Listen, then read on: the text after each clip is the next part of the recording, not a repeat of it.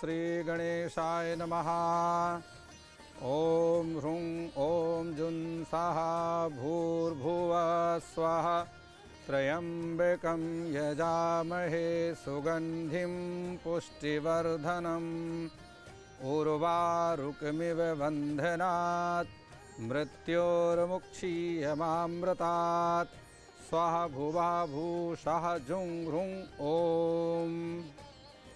नमस्कार, मैं डॉक्टर राजकुमार शास्त्री आप सभी न्यूज नेशन के दर्शकों को भाई दूज की बहुत बहुत शुभकामनाएं।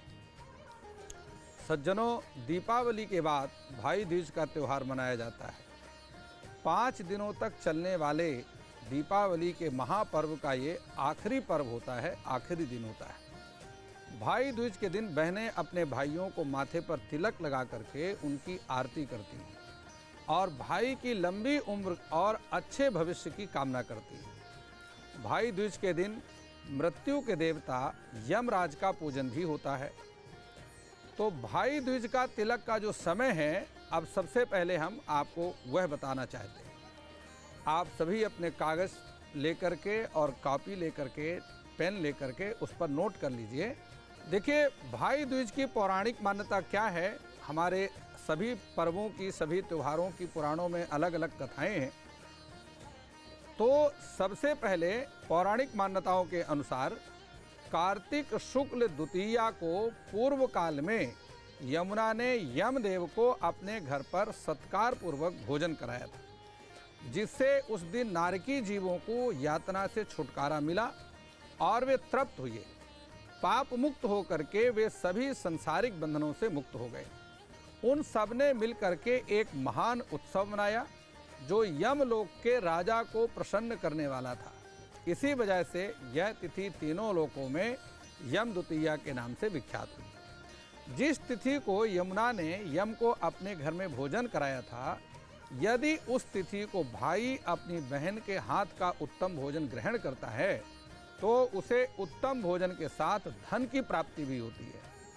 देखिए, पद्म पुराण में कहा गया है कि कार्तिक शुक्ल पक्ष की जो द्वितीया है, पूर्वाह्न में यम की पूजा करके यमुना में स्नान करने वाला जो मनुष्य है वह यमलोक की यातना कभी नहीं प्राप्त करता, अर्थात उसे यमलोक की यातना भोगनी नहीं पड़ती, अर्थात उसका मोक्ष हो जाता है। अब देखिए, पूजा की जो विधि है उसमें क्या है कि सबसे पहले मैं आपको बताता हूँ कि भाई को किस प्रकार से बहन को अपने भाई को तिलक करने से पहले क्या करना है। सबसे पहले थाली में इस प्रकार का एक स्वस्तिक बनाना है जो स्वयं भगवान गणेश का स्वरूप माना जाता है, और इसके साथ ही 2 सुपारी में मौली लपेट करके और इस प्रकार से गौरी और गणेश की स्थापना करनी है। 2 सुपारी लेना है, उसमें मौली लपेट देना है और लपेट करके इस प्रकार से गौरी और गणेश भगवान की स्थापना करनी है।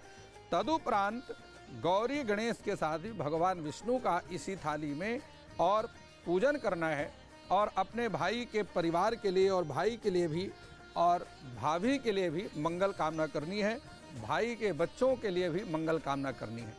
पंचोपचार पूजन में क्या होता है कि सबसे पहले पाद्य, अर्घ, आचमन होता है, और उसके बाद लज्जा निवारण के लिए यह वस्त्र है जिसको रक्त सूत्र कहते हैं।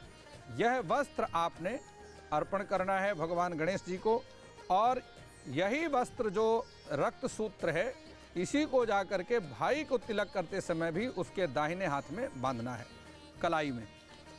इसके बाद भाई को जो है एक लकड़ी की चौकी पर बिठाने के बाद और उसको तिलक करना है। तिलक जो है यह कुमकुम का तिलक होता है जो मैं आपको दिखाता हूँ। यह कुमकुम है, इसको हम रोली भी कहते हैं।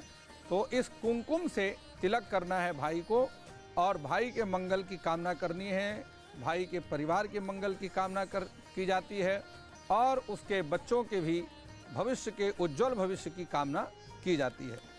इसके बाद तिलक करने के बाद यह अक्षत है, चावल जिसको हम अक्षत कहते हैं। अक्षत का मतलब होता है जो टूटा हुआ नहीं है, ना छता, जो छत नहीं है अर्थात जो टूटा हुआ नहीं है वो अक्षत है। तो तिलक के ऊपर इस अक्षत को लगाना है, लेकिन ध्यान रखें कि जिस समय आप तिलक के ऊपर अक्षत लगाएंगे तो अंगूठा और यह अनामिका उंगली, यह जहाँ पर हमारे हस्तरेखाओं में सूर्य ग्रह का निवास होता है, इस प्रकार से आपने अक्षत लेना है।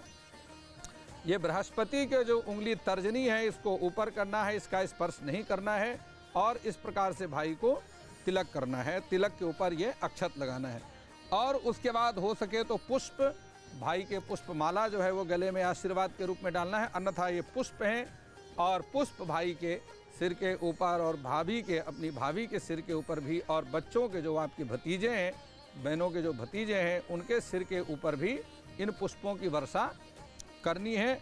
इस प्रकार से और उसके सुगंधित जीवन के लिए भाई को जो है वह इत्र भी अर्पण करना है। भाई के वस्त्रों में या भाई के हाथ में या ये इत्र जो है ये अर्पण करना है, जिससे जो भाई विवाहित हैं या अविवाहित हैं उनके भविष्य का विकास हो सके और उनका जीवन इसी प्रकार से इत्र की तरह सुगंधित बना रहे, सुख समृद्धि में बना रहे, दाम्पत्य सुख, दाम्पत्य प्रेम उनका बढ़ता रहे। तो इस प्रकार से यह आपने जाना भाई दूज के संपूर्ण पूजा की विधि।